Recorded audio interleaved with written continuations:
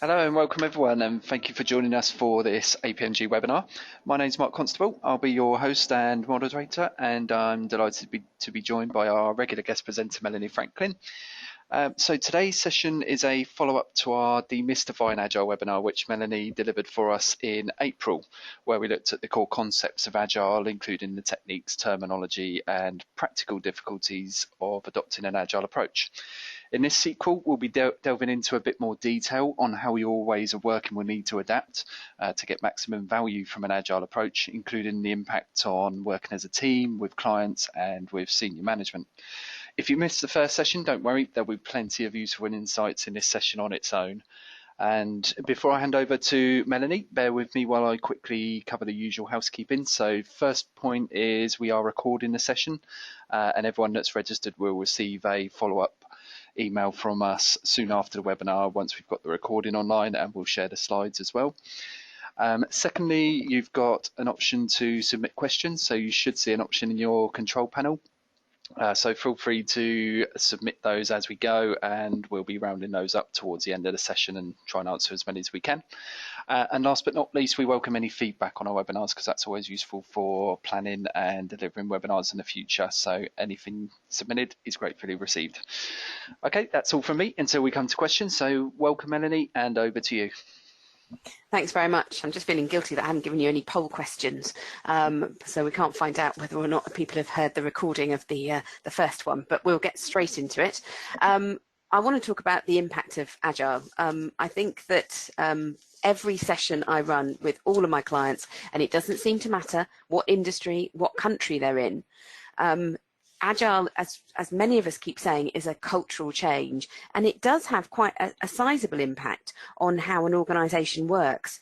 And that seems a bit strange, really, when you think that really all we're doing is just changing a process for how perhaps we do project deliverables. But I think one of the things I want to pick up from the previous webinar is that what we are creating with a really effective Agile team is a team that can churn things out sprint after sprint after sprint. So effectively what we're creating is a well-oiled production line.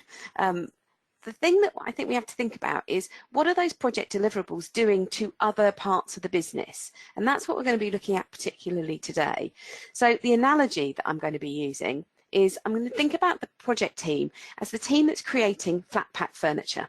So it's doing all of its design and development work, and it's putting everything together and it's testing it out. But what it's then handing out to the customer is the flat pack furniture. And the thing is that the customer, whether that customer is an internal set of colleagues or whether or not they are in what I might call near customer roles, which is that they're not directly external clients, but they are in account or relationship management roles where they have that customer facing job, or in fact they are the external customer. Whoever they are, if they are the recipient of the flat pack furniture, then they've got to find the time and the motivation to put the furniture together. So I think that gives you a sort of clear idea of the impact of an Agile team. And we're going to have a look at what the perspectives are within the team and what the impact is outside of the team. So that's my plan. So we'll look at the team, we'll look at customers, and we'll look at senior management. Because actually, if we're going to really make Agile be our new way of working, if we're going to transform and we're going to make this cultural change happen, then we cannot do it in isolation. The Agile transformations I have seen fail over the last few years have been ones where the team have got together and they've done fantastic work and they are really nailing their own productivity, but they have done it in isolation from those that they affect. And what happens after a period of time is a backlog builds up, not the usual product backlog that we might talk about in Agile, which is all of our user stories that we're going to sort of our requirements, if you like, that we work on. No, this is a backlog of actual deliverables, things where the team have created things that we've invested in that creation. We know that they're right, they've been tested, we know that they work, but nobody's using them. And that's because the customer at the end of the trail just doesn't have the time to try to fit in the project deliverables into their ways of working. Because, of course, every time something comes out of a sprint as usable, it is triggering change. It's triggering that transition from old ways to new ways of working. That doesn't happen overnight, and it often takes longer than the next sprint. So you can see already that if you've got every couple of weeks some stuff coming out of the project team, it doesn't take long for the business to sort of run far behind. It's almost like watching somebody run sort of up a down escalator, and they just get to a point where they say, no, no more.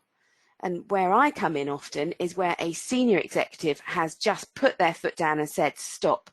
And the Agile teams that I see experience this are shocked, hurt, in that they thought they were doing so well. And yet there's this huge amount of anger and this huge amount of chaos that's built up in the business as usual environment that the executive has stepped in to stop. So I think some of the things we're talking about today are really serious for the perspective people have from Agile and the value and the use that we can get out of it. It's a great way of working, but it does require us to think about how we do things. So we've had a look at this idea of the production line. We've had a look at the idea of the flat pack furniture, my idea of hell, but it has to be done. So let's have a look now at, let's talk about the team to begin with. And I think the first thing to think about is who is in the team, because of course Agile is a collaboration between those who have the technical skills, shall we say the more traditional project team members, the ones that are dedicated to the project. They are in that project team because they've got specialist knowledge, past experience that enables them to create things. I'm not going to talk about Agile purely as something that is used for IT projects. So I'm already thinking that these team members might be specialists in perhaps restructurings. They might be specialists in those who do new product launches, for example. Whatever it is, yeah, they're the experts and they're sort of dedicated to the project. So their perspective and in fact their objectives and what they're incentivized to do is about creating the outputs from the project. But we also know that we need feedback. We need a constant dialogue between those who are going to use what's created and those who create it. And so this community map that I've put up, it's from the Agile Change Management textbook. And it's just trying to highlight that, you know, there are those, you know, when we've got processes in the middle there, that's the work that happens within the business as usual environment. And on the left, there's those who actually do it day to day. But of course, there's always supervisors and managers who are sort of overseeing that kind of work. But there's also within that right-hand box, you have auditors, you have regulators. So wherever there is work, there are people doing the work, but there are also people overseeing it. So already I start to question, who is interacting with the project team? Who is, if you like, the getting the voice to the product owner or the business ambassador if you've done Agile PM, and thinking sometimes we need to make sure that those in a supervisory or audit perspective, their voice is also heard. If you look above and below those processes, you have the inputs and the outputs to them, and they come from different suppliers. So again, if we are affecting any aspect of a process, its inputs or its outputs, we will have to take the suppliers with us, or we'll have to take the customers with us down the bottom there. And again, they can be internal or external. So it's a very simple diagram, but hopefully it gets you thinking that there is the core project team, but then there's also these others that we need to go to for almost an ad hoc perspective, that we might need their specialist understanding. So already, Agile has an impact because the team is wider than just those in the project, and that collaborative effect is something that we have to explore and get right.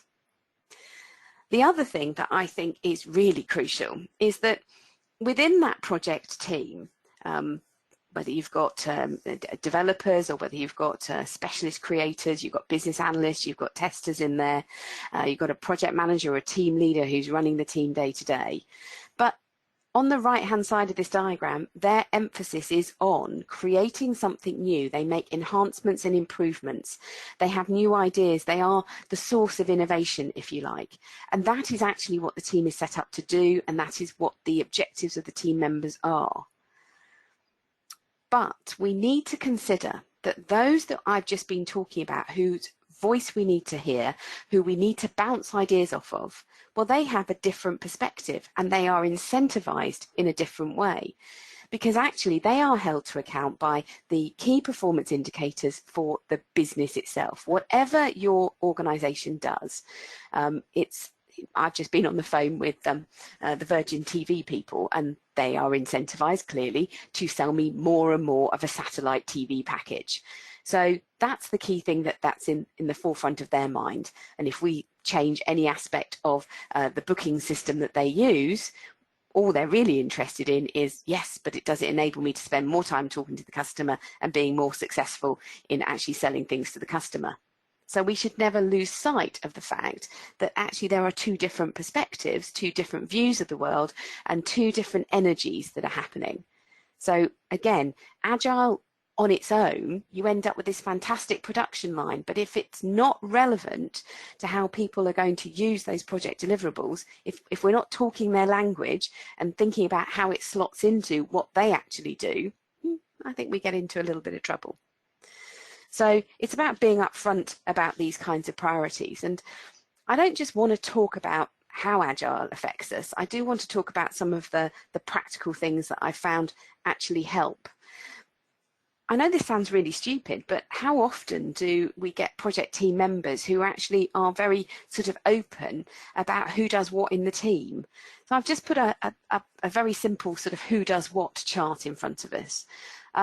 I've had great success with getting my team members, not all of whom are big sharers, if you like, but actually starting to sort of just be able to describe to others and to sort of say, I am your main contact for this, and if somebody else is away, I can provide help with this. It works really well for the business to understand who's in the project team, because sometimes you get your team and it's, oh, they're the project team over there, and because they are sort of like one mass of people, it's very hard sometimes to find your way in to know who to talk to.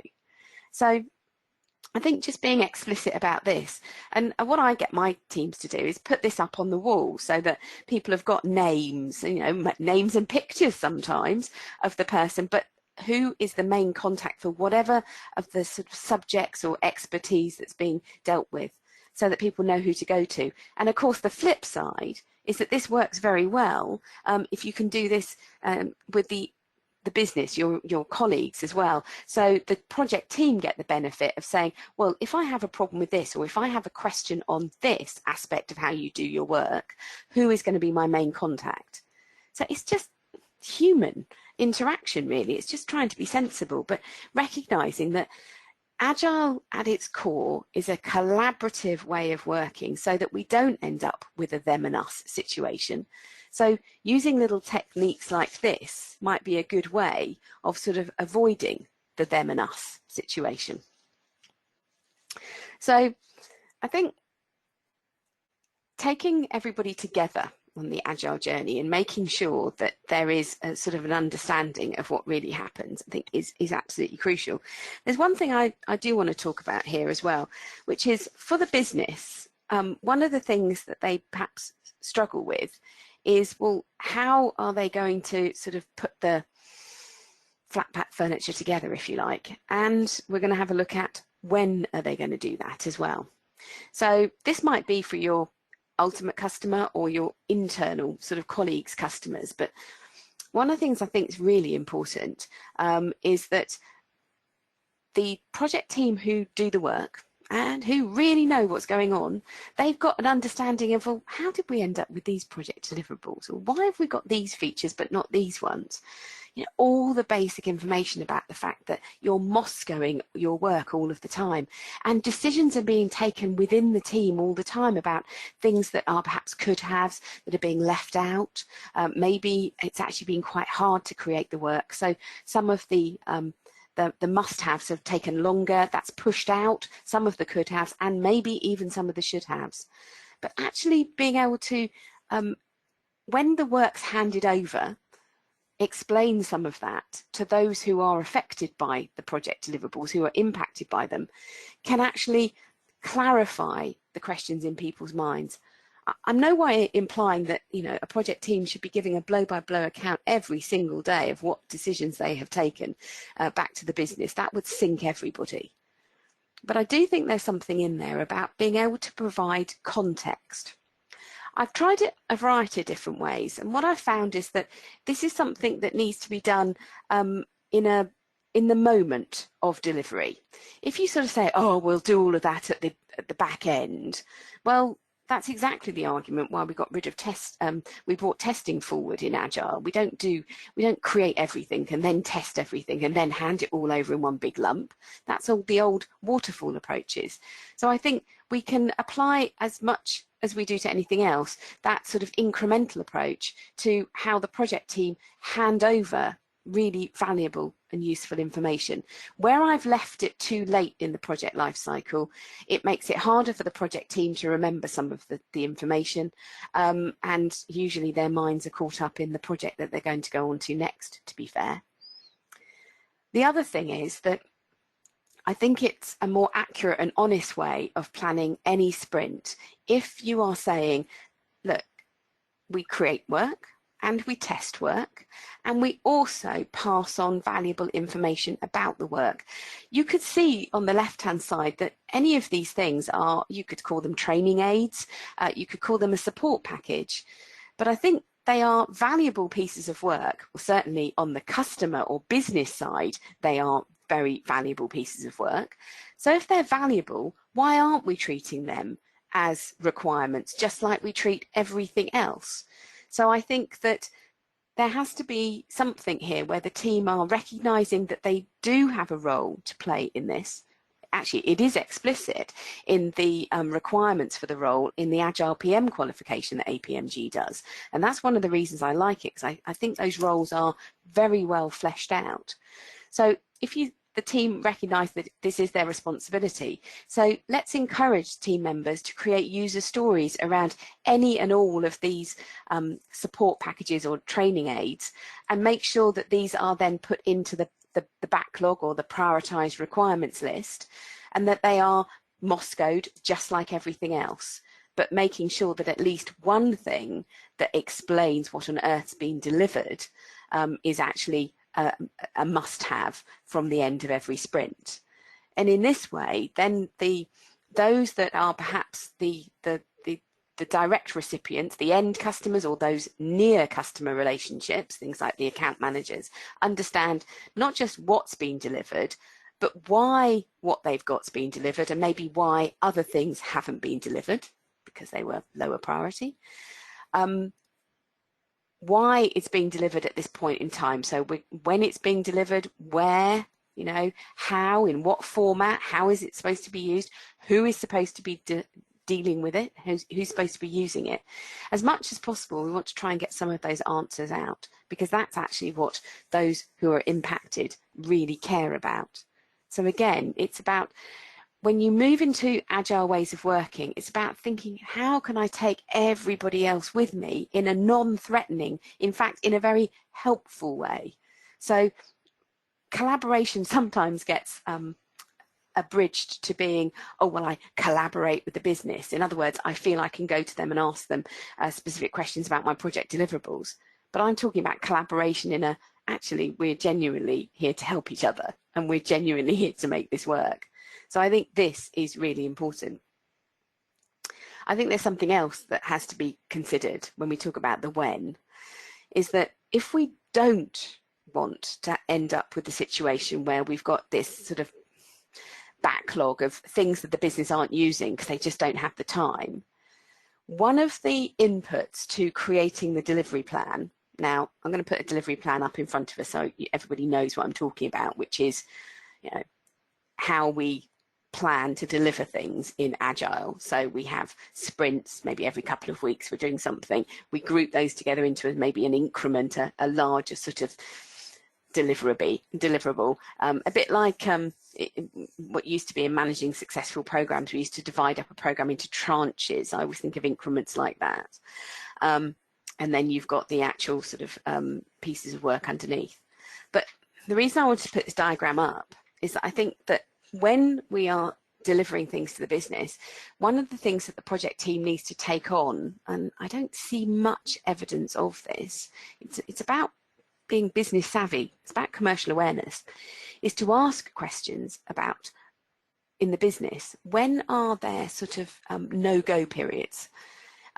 There's always busy periods in the business. It might be that it's coming up to the financial year end and no one in finance has time to do anything other than just get through all of the legal requirements for reporting, statutory reporting around the financial year end. I was working with a car firm recently, and twice a year in the United Kingdom, they see a very big spike in car sales. So their entire dealer network do not want to be the recipient of changes during those periods in the spring and in the autumn. That would be a really bad idea. Every industry and every organisation has periods when they are so busy that actually delivering things at that point would just be unhelpful. So I think that's something else, along with this sort of support package, having a think about, yes, but when are we delivering things? And how does that fit in with how the business are actually structuring things? So I'm zipping through these because I'm hoping this time that we'll have plenty of time for questions, because we've done this before where we sort of I talk and we don't have all the time for questions. So hopefully I'm sort of coming up with some of the really important stuff. So we've had a look at the community map, who's in the team. We've had a look at the idea of the different perspectives that the team has, from run the business and change the business, if you like. We've had a look on a chart that will maybe indicate who does what within the project team, who does what within the business. And then we're also thinking about the team, thinking about its customers and thinking how can we provide training packages or support, and when do we deliver products to make everybody happy. So the last sort of group I really want to talk about is the impact on senior management. And I think that if we're not careful, if we're not winning this argument, then any agile implementation that we do is just not really going to land, because ultimately senior managers will start to get very nervous. I've put the Gantt chart up there at the top. You might think that's odd in an agile presentation, but I just wanted to remind ourselves some of the things that from a senior management perspective that they're losing when we move to a more agile approach. Now, that Gantt chart might look very old-fashioned, but what happens in a more waterfall approach is that we gather the requirements up front. We identify how those requirements are working together, and we break down all the activities needed to create them, and we're trying to get to the go live date in the shortest possible time. So we might use this idea of critical path analysis, but the whole point is that we've worked out every activity needed to create the whole package. Now, for those of us who've been doing project management for a very long time, we all recognise, don't we, that actually the further out I go on that plan, probably the bigger the lie I'm telling, because everything's guesswork and I'm never going to be that good at guessing things. So I've put together a plan of hope, if you like. Sometimes it's a little bit fantastical, but I hope that that's how it's going to work. And inevitably what tends to happen is that that go live date moves out a little bit. But when it comes to senior management, a Gantt chart looks like a very solid, very reliable control document, because what is laid out from end to end is every activity that's going to happen. So if I'm going into senior management saying, can I have $500,000 for this particular project? Well, I'm actually got a Gantt chart that shows them what I'm going to be spending my money on. It's a blow-by-blow account that makes them feel completely reassured. It's a really fantastic tracking document for them. And I think sometimes this is where the blockage comes with Agile, because they are losing that. We replace it with a delivery plan that sometimes has a little problem in that what it shows me is the production line. It shows me that there'll be things coming out sprint after sprint after sprint, but it doesn't necessarily have an end point. What we've got to look at is saying, okay, give me 6 months and I will give you this kind of solution. I will solve your problem. I'm not exactly sure what all the elements of that solution will be, but we've talked, we understand what your problem is, what success looks like for you, and that is the end point. Having listened to you, we've worked out collaboratively that this is the problem that you want solved in the business. This is the amount of money that you're prepared to spend in getting a solution, and this is how long you feel you can wait for that solution. So there's a whole different questioning that has to happen between the team and senior management, because in a Gantt chart, the project team are more encouraged to work out the blow-by-blow account and then go to senior management and say, this is how long it will take, this is how much it will cost. In Agile, we have to have that conversation up front with senior management, and we have to use that as our constraint upon which we can create the delivery plan. Now, in my experience, when I'm called in, one of the things I see is that the team haven't had those conversations. So what they've done is they've created themselves a plan of a rolling program of deliverables, but they haven't actually gone and said, well, what does success look like to the senior managers? And therefore, where's the end point of this particular initiative? So that's, I think, one of the crucial things, recognizing that in the eyes of many in the C-suite, Agile is quite intimidating, and it's actually giving them less. They think it's giving them less than what they've had before. It doesn't look like it's under as much control. So I think one of the really important conversations that we have to have with senior management is an explanation of what are all the controls that Agile offers. So you can see here, I've put in daily stand-ups, I've put in there's going to be retrospectives at the end of every sprint. We review what's been created at the end of every sprint. We should be using things like the completed product backlog, as a release note almost to senior management. But we should also be pointing out that as work is created, it's also being tested, so that they can, if they want to, they can see that things have actually passed or indeed not passed their tests. They can attend demonstrations or walkthroughs that we're doing with the business. So I think there are a lot of controls within Agile. I just think that we need to be more explicit with the C-suite in saying, you are getting this, it is under control. What we might not be doing is giving you a written report of who's doing what.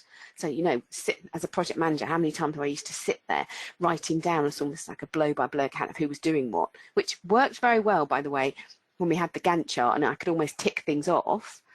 But now we have things like burn down charts within the sprint. We have, I can get some kind of record at the end of every sprint about what's been delivered and what hasn't been delivered. I can actually offer my senior managers fantastic quality of data, because Agile moves us into reporting on what's been achieved, not what's been done. So we're moving away from almost a commentary on the activities that the team have undertaken. Now we can move it into a commentary on what's actually been achieved. So I think the data is actually far better for senior managers than it has been in the past in the more waterfall approaches, but that's not necessarily their perspective. So we perhaps need to take them on that journey and have a think about how we work with them on that. So all of this is a really, if you think about what I'm saying, there's an awful lot in here which is about conversations. You know, it's about how do we sort of explain to the business what we're going to be doing and when we're going to be doing it. How do we explain to those who might be on the periphery of the business, maybe in audit functions, supervisory functions, about how they're going to be affected? How do we explain to senior management how we're going to be working and reassure them about the controls? So the thing I wanted to talk about in its most practical sense is thinking about this idea of contracting conversations, having a real conversation with other parties about, first of all, how the team intends to work. And I think that means that sometimes we have to explain a little bit about what Agile really means, and what the impact will be. So if we're talking to the business, it's explaining about who are the different roles, what's the timetable that the business are going to experience for delivery. Take into account those sort of no-go areas when perhaps the business is so busy. We think about how we might do things that that don't impact the business, and we might put some enablers as the outputs for certain sprints during the really busy times, and then the direct deliverables to the business can be put into the less busy times. We also transfer information, that training package about how outputs can be used, so that they are fully informed. I mean, one of the easiest things to get wrong is if you want somebody to start working in a different way, but you haven't really told them enough, then they're just going to sit on the sidelines and they're not going to change their ways of working. You know, it's too risky. So I think the project team having a conversation with parts of the business and saying, this is how we work, how do you work? You know, asking them about their busy periods, what their concerns are about integrating the project deliverables into their new ways of working. So there's a big conversation to be had there. And of course, the benefit is that the project team get information from the business about, for example, how do they want to be kept informed so that they can take decisions? And in fact, how are they planning to take decisions?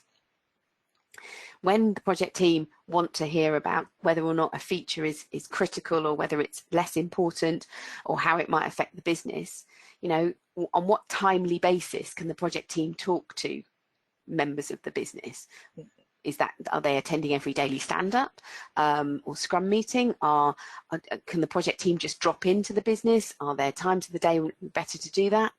I mean, we are talking here about human interaction. These are conversations about, hey, this is what I've got to get done. What have you got to get done? How can we work together to achieve it?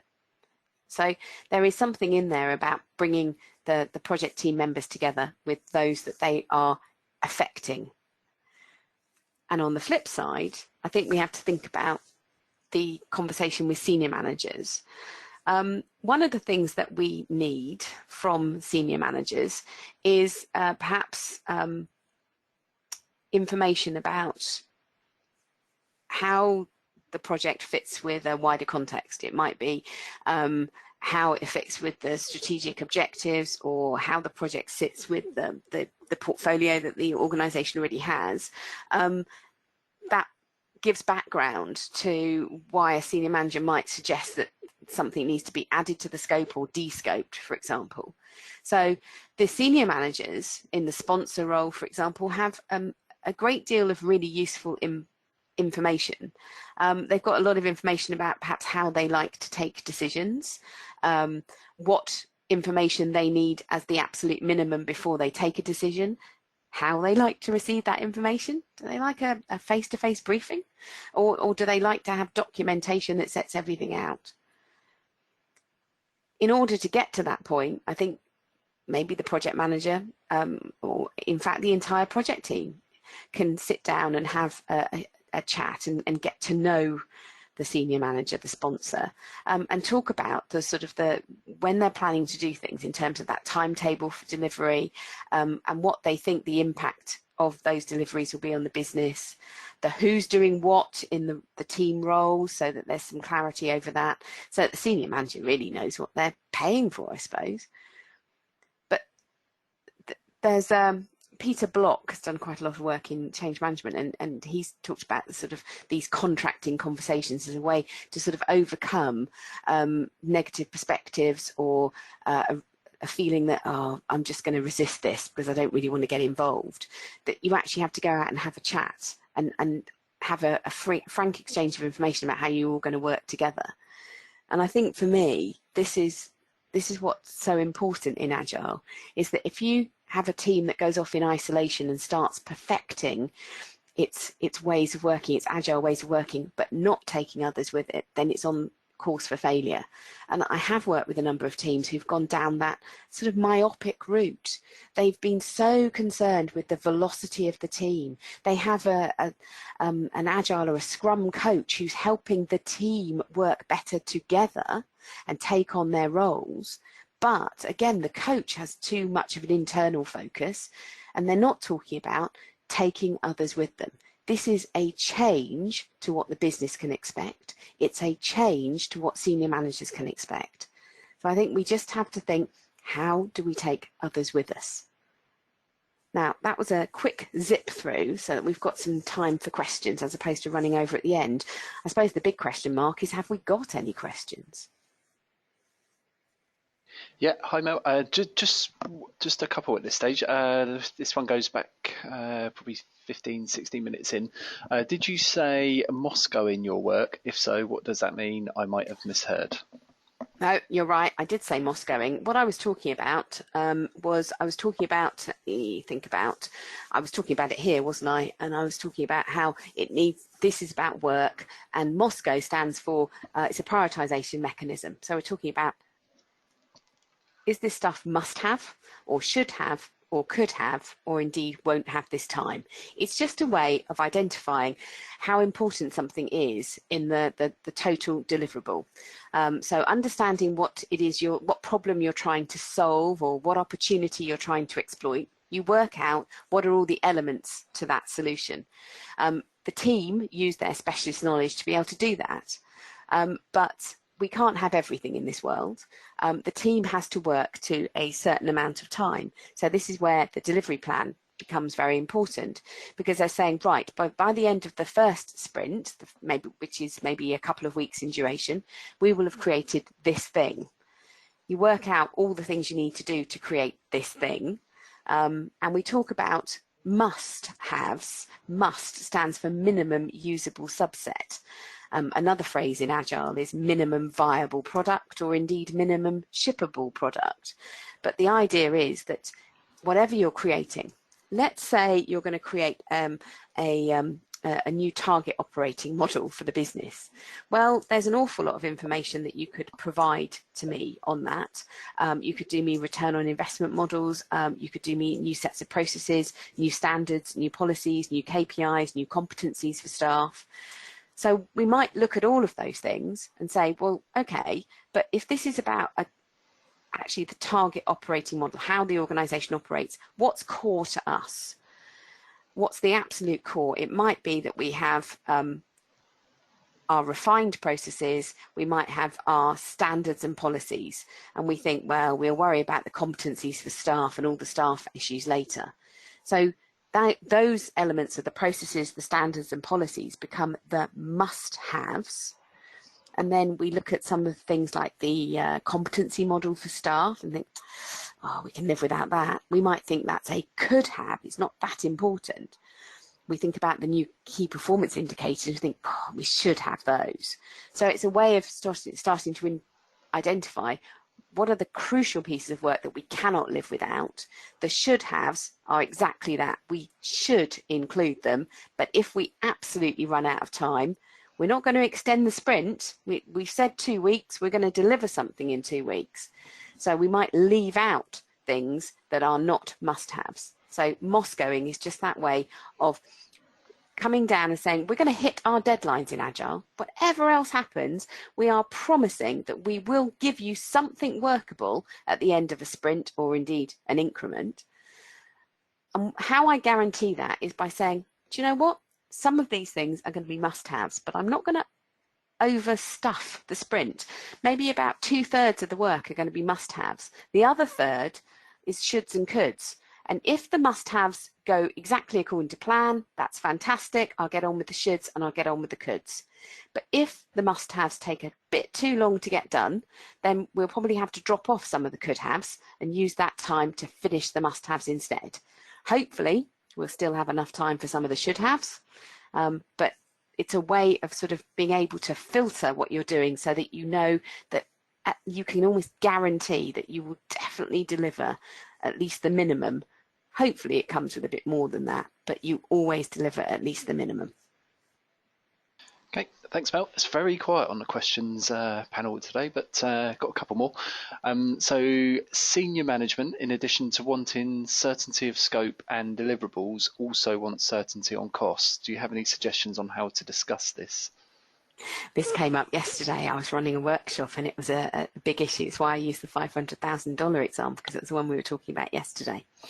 And I think what we did yesterday in the workshop was we did a lot of work on start with the end in mind. So you have to sort of say to the senior management, we have to explore, and we might have to workshop quite a lot before we get anywhere near the delivery plan.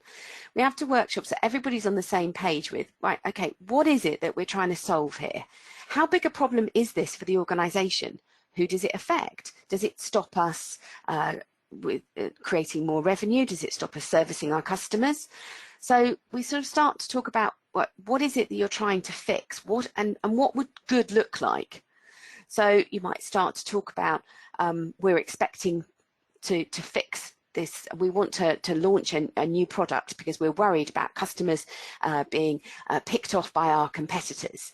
And we also think that that will help retain our existing customers because they've got yet another product that they can come to us for. So that sounds like a really good idea. Now, while we're delivering this new product, what we want to do is we want to improve the way that we deliver it to customers. So we want to change some of our sales processes, and we want to change some of our customer services processes. So you start to talk about what great looks like and the reasons behind it. So we want to see a revenue increase because we are going to deliver this new product to a customer, but we're also doing some cost savings because we're going to improve how we sell to them, how we provide customer service to them. So we've got some cost savings, we've got some revenue improvement. And we also think that some of the benefits there are going to be about the PR from customers who are going, oh, another great product. And the retention of those customers. So customer satisfaction should improve, customer retention should improve, and in fact, customer recommendations should improve. So we can get really excited about the fact that if we can get this new product out the door to customers, then this will solve a lot of our problems. By having that big conversation up front, what we're getting people excited about is these are the benefits. This is what we're going to be delivering for you. How much do you want to spend in order to achieve these financial benefits and non-financial, but still very valuable benefits? The only person ultimately who can make that call is the sponsor. But it's one of the key things that we need to do up front so that we've got that constraint within which we can work. Because then we can say, right, whatever you set as the budget, that forms the base of the business case. So in Agile, just like in Waterfall or Prince 2 style projects, we still need the business case. The only difference is that I am not setting out every single requirement up front. What I'm concentrating on in Agile is the bigger picture, which says this is the ultimate destination. So we're creating a vision of what it is we're going to sort of deliver or change. What is that problem we're trying to solve? And then working out what all the benefits are. But what we're holding back on is a blow-by-blow account of every single requirement. Whereas in a waterfall style, I would create my business case based on these are all the requirements you're going to get. Now, this does come to a big problem. When you look at a business case, which lays out every single thing that you're going to get, just like if anyone was going shopping, if you can see a shopping list and somebody's written out underneath the shopping list what the budget is for that shopping, but you can think, oh, that's a lot of money. But then you look at the shopping list and you think, yeah, there's lots on there and all these things are things I want. That's great. Okay, I'm going to give them the money to go shopping. Of course, what we've got is we've still got the business case in Agile, but it's in a very different style, because actually what people are sort of saying, shall I give them the money or not, is that they don't have that list of all the requirements. They don't have the shopping list. What they have is all of those benefits that they are expecting to receive, the upside of doing the project, and they have to make a decision, do I want to pay for those anticipated benefits? So you can see how it feels a little less certain. And the way to overcome that uncertainty is to workshop with senior managers exactly what those benefits are, and to also include in there indicators of how you will track and measure that the project's on course to deliver those benefits. So if you really want to get sign-off and investment for an Agile project, I think we do have to spend a bit more time on the old-fashioned benefits management stuff. We have to say, right, if we're expecting to see £1 million worth of revenue as a result of launching this product, so let's break that down on a month-by-month basis. Let's break that down into, well, how many customers would we have to have sold this product to actually get that revenue month on month? and then start to break that down to sort of weekly targets and targets for the sales team so that you can actually be tracking those measures. So I think there is something in here around, it sort of forces you to do an awful lot of things that we used to leave to the very end. You bring them forward in Agile. You bring them up front because you're still creating a business case, but you're creating it with slightly different emphasis, and therefore it needs more information. Okay, thanks, Val. Next one's around sprints and deliverables. Just lost it for a second. So how do you manage sprint review and move into the next sprint while not all deliverables have been achieved or not achieved to the required quality? Do you stop or carry on to the next sprint?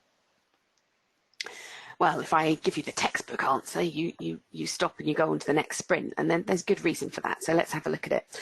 So let's say that I think the thing is, this comes down to sort of management of the sprint as well, is that you've got a range of things that you've done, and as you're delivering them, you're testing them, and some of these things aren't meeting their test requirements. You've got to have a really good handle on why not. Especially if there's more than one of them that's not meeting it. Where are we going wrong? So we do have to, and that should be within the sprint even, we should be having that conversation. But it comes back to, if we haven't, some of those things that are failing are could haves and should haves, then we are going to be delivering what I think of as a really skinny deliverable. It hasn't got all the extras on it at the end of the sprint, but if it meets those must-have requirements, well, then it's done and dusted. And what the textbook suggests is that you should then move on. It's annoying, really annoying, that you've put effort into something. It's almost there, but it hasn't met its testing requirements.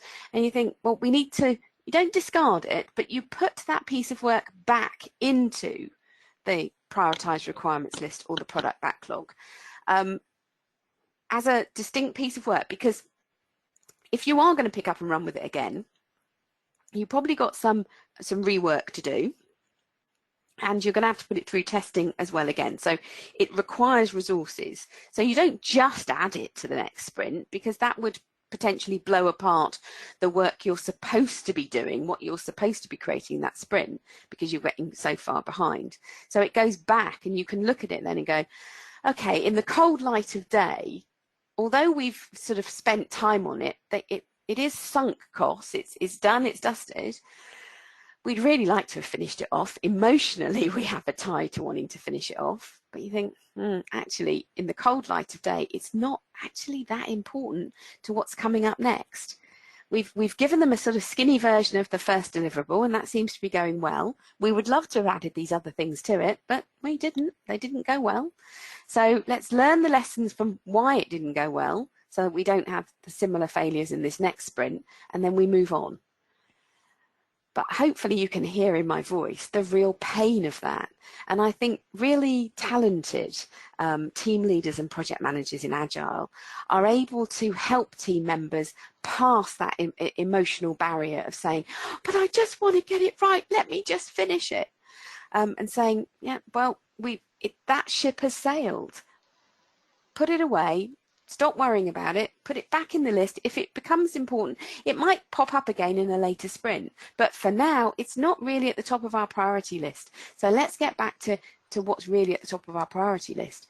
But you do have to do quite a lot of coaching and hand-holding in those situations, because I have actually seen people who are so sort of upset that their work hasn't passed testing, that in the second sprint, for example, they are doing their work, but they are sort of staying late or coming in early and still trying to have a go at the thing that didn't work the first time. So you have to be alert to that, I think. Cool. Thanks, Val. The next one's around capturing requirements. Are there any other methods as well as user stories? Well, I think there are lots of methods for capturing requirements. Because I think because the requirements are about saying, in the future, this is what I'm going to need, this is why I'm going to need it, and this is why it's going to be useful, this is why it's valuable. I absolutely love the structure of user stories, because I think they're so valuable, because it says, so whatever my role is, so we're clear about who is going to be the beneficiary, I need So we're very specific about what's required, and so that we're very clear about what the benefits are. So I absolutely love the structure of that. But where I think you need different methods is the way in which you get people to identify those things and say, this is what I'm going to need in the future. This would actually make a real difference to how I work. And one of my absolute favorites is doing scenarios where we pick a specific situation. I think there's always two choices. It can be a very common situation, so that it would have, whatever ideas we come up with will affect quite a volume of our work. Or if you think you've covered the sort of the basics, and you're thinking, what about the exceptional items? Then you can pick some situations that are rarer. They don't happen that often, but when they do, they're quite complex, they're quite involved, how you have to sort of work with some difficult customers perhaps, or complicated situations, and actually walk through the situation to see, well, what would we need to be really effective here? And those kinds of, I sometimes run those sessions as we develop the scenario and actually run it like a dress rehearsal for a play, where people are sitting around, they're reading out parts of the scenario that affect their job. And as we do that sort of walkthrough, people pop up with all sorts of creative ideas. I found that to be really impactful in getting some creative ideas about because the whole idea of this is that we don't want people to come up with too many ideas too late. We want them to have really thought through, what is it that you need from us? What are the project deliverables that you need that will make your work the best? So I'm a really big fan of the scenario walkthroughs.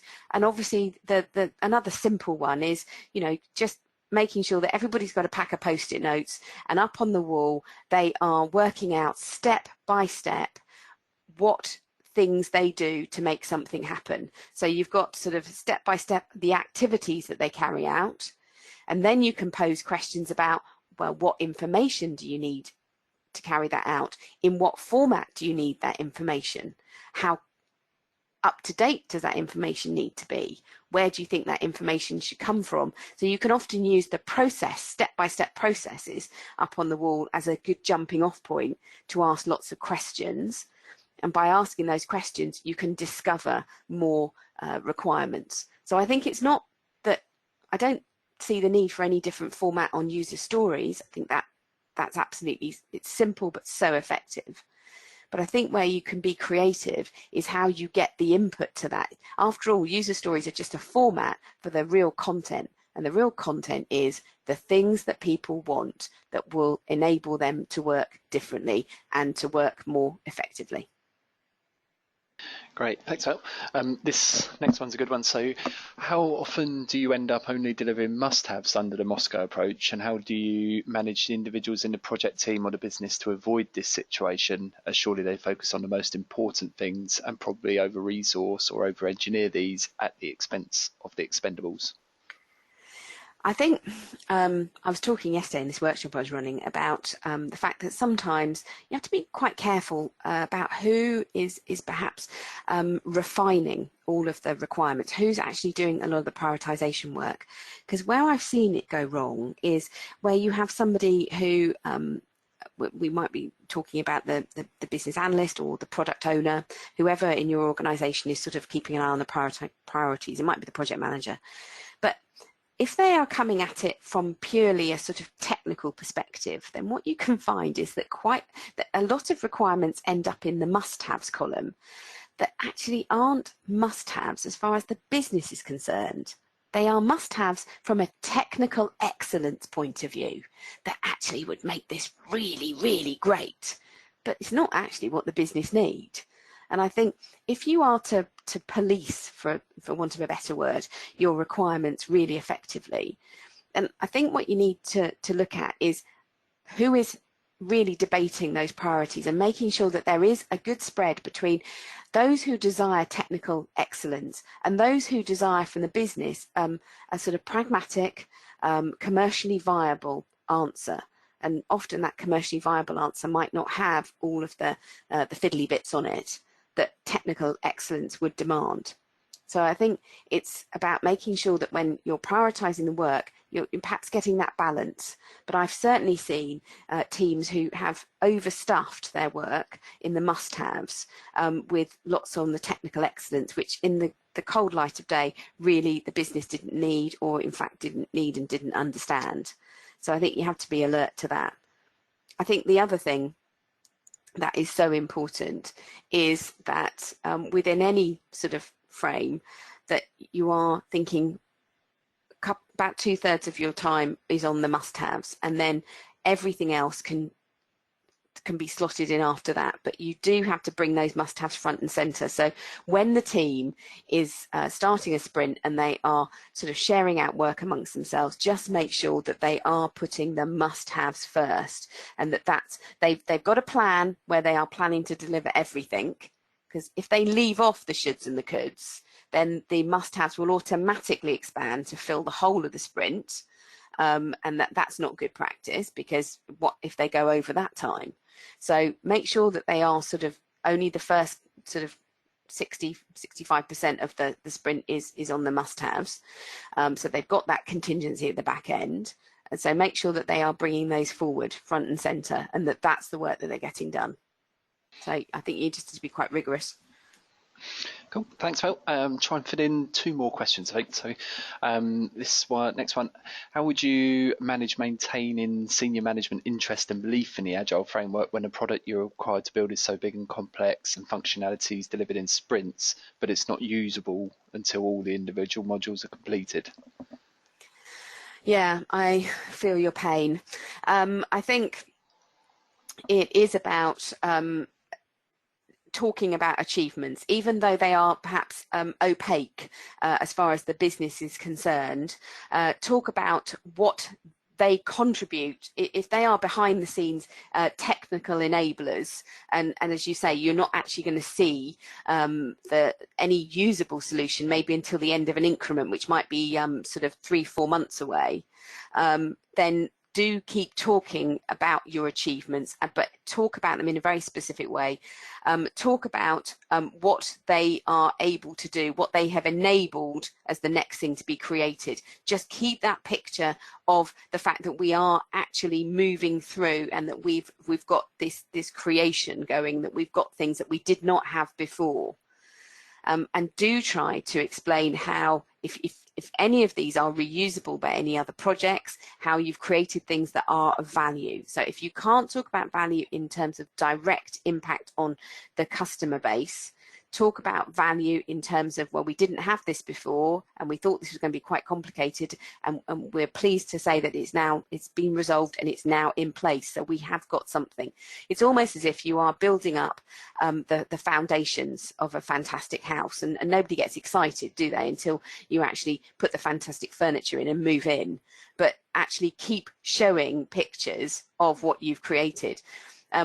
Using that house analogy, what can keep any of us, because we're human, excited about something, is those comparison pictures. So if you've built sort of 3 bricks worth of the whole wall around your house in the last week, you take a picture of that, but then you can show me another 3 sort of rows of bricks around the following sprint, and then you can show me that you've actually started to put the window frames in.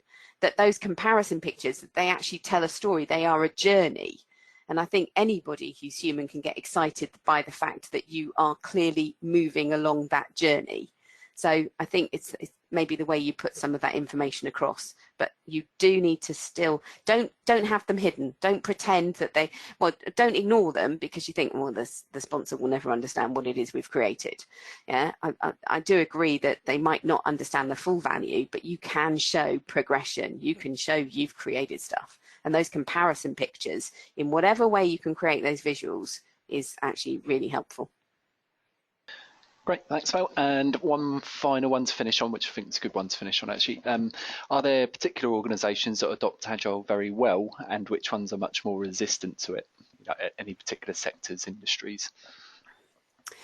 I'm not sure it's about sectors. I think it's about culture, to be honest. Although So sometimes the sector, if it's something that's a long established business that has been slow to change, they are going to find it harder.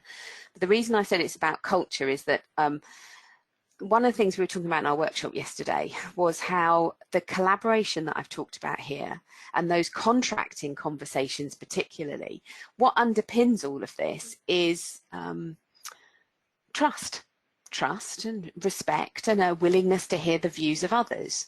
It's all of those sort of things. And if you are working in a culture which is incredibly hierarchical, and there is an expectation that there's a governance panel and there's a steering committee, and that things will be escalated through those, and that decisions are taken based on seniority and not on expertise, then you are going to find the Agile journey much harder, because all of that outside of any Agile team, there are all those hoops still to jump through. Well, those hoops do not really lead themselves to this kind of delivery plan. And I think that's where the problem lies. It's because Agile it's a change in terms of how I engage with very senior managers. I need a timeliness in their decision making. That they might not be used to. They might have a PA who polices them, access to them really, really strongly. But the team are going, well, we need to be sure about, should we include this in the scope or not include this in the scope? This is a major change. You need to get hold of your sponsor almost instantly for that to happen. Otherwise, the sprint runs late and therefore the increment runs late. And I think in those very traditional hierarchical organizations where even the way in which your office is organized, where those guys are sat behind closed doors and there's a sort of, almost an intimidation as you sort of walk up to their very large offices with the big tables in it, and you have to walk across a long floor to actually get to their desk. If there's that sort of hierarchical, almost intimidation going on, then it makes it much harder to do that in the moment collaboration, which makes deliver on time one of the things that we must make happen in Agile. It makes that incredibly difficult. So I'm not sure it's about industry. I'm not sure it's about country. I think it's about the level of hierarchical and what we might call very old-fashioned seniority type decision making, not decision making based on expertise. Okay, fair. Thanks, Mel. I think we just crept over our hour, so we better start wrapping up there. And you thought there wouldn't be any questions? Yeah, it was looking that way for a moment, but yeah, they soon start coming in. So yeah, we've got a few further info links on the screen, which we'll leave as we close.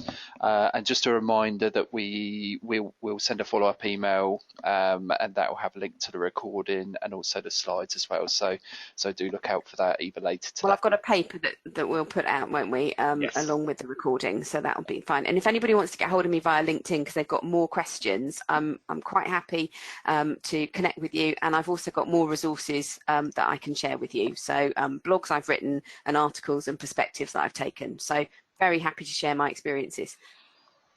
Great, thanks, Mel. So just leaves me to thank everyone very much for attending. Thank you for taking time out of your schedules to join us. I sure hope it's been worth it and you've got some good value and insights from the session. And thanks, of course, to you, Mel, as ever, for your insights and expertise. So thanks again, everyone. Enjoy the rest of your Friday and the weekend ahead. Bye-bye.